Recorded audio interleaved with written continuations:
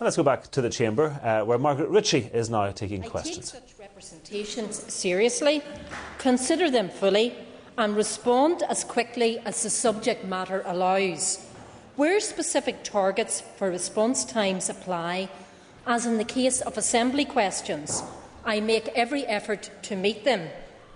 Mr Maskey can be assured that I approach his representations on behalf of his constituents in precisely the same objective manner as I approach those from other members. Though members of this House will of course appreciate that this does not mean they will necessarily agree with or be happy with every position I take, every response they receive, or every decision I make. However, that is the nature of government and of democracy. Mr Maskey for supplementary. In my response to the Minister's response, actually, for me, the question was not related to whether or not the Minister would agree, because understandably I do fully acknowledge that the Minister could not always agree, would not always wish to agree with points or representation made by any member. Those matters had to be considered on their merit. Order. Question. It is question time, Mr Maskey. Question, please, to the Minister. I appreciate that, Deputy Speaker. The question that I wanted to sort of get to the heart of, Minister, would be that, for example, during a recent adjournment debate, when I raised a question, I never got a response from the Minister. It's question time, Mr Maskey. I want a question. Thank you, Deputy Speaker. My question is, when would I have expected to get a response from the Minister in relation to the adjournment debate which I tabled here, and which the Minister made her own comments on that day? I never got any response from the Minister. I got a phone call from a member of the local housing executive management team a number of weeks later. I've never had any communications from the Minister in that matter until I had a meeting with her last week. Minister.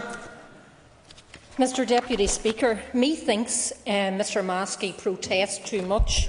If I could set the record straight, Mr Maskey has asked 29 assembly questions of me since May 2007, and I am currently answering the 29th of those. He has written to me on 7 occasions, raising matters of concern, and I have responded to each letter.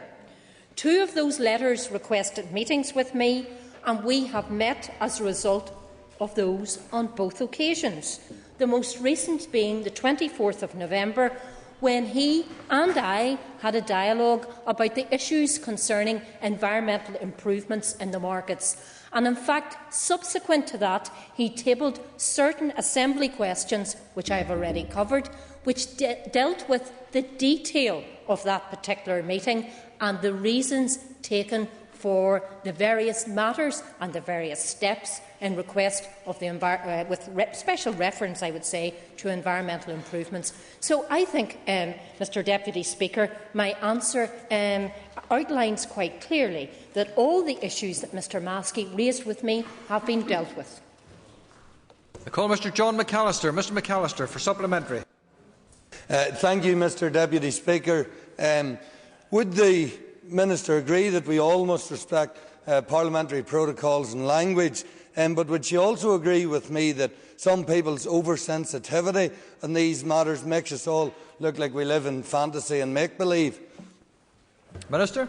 Thank you, Mr Deputy Speaker. I can assure Mr McAllister, as he knows me well, that I seek not to respond to the answers from members and the issues that they raise in a fair and courteous manner. Call Mr Dominic Bradley. Mr Bradley. Does the Minister recall a visit she made to Ardcarn Park in Newry, where she met with me and local residents in the home of a community leader there? And would she agree with me that it was a very productive meeting and an excellent example of bringing democracy literally into the front rooms of local people? And could she tell me how frequently she meets with constituency MLAs and the quality of those interactions? Thank you. Minister. Thank you, Mr Deputy Speaker. In fact, I well recall that visit to Ardcarn Estate at the request of Mr Bradley. I can well recall the concerns of the local residents in relation to the housing programme and the courteous way in which I was met, and I was very happy to assist them. But moving on to the meat of the question, Mr Bradley, I have considerable interaction with members of this House as constituency MLAs. That members of the Assembly should have quality access to ministers to represent their constituents' interest, I believe, is an important benefit of devolution and a strength of local democracy.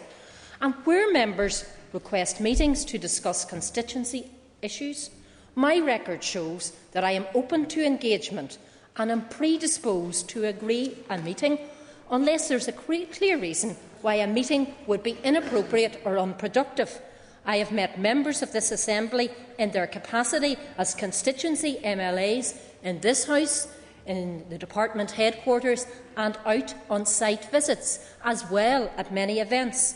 And my experience of engaging with members, whether in formal meetings or informally in the margins of meetings around this building or during visits, I would have to say, is overwhelmingly positive.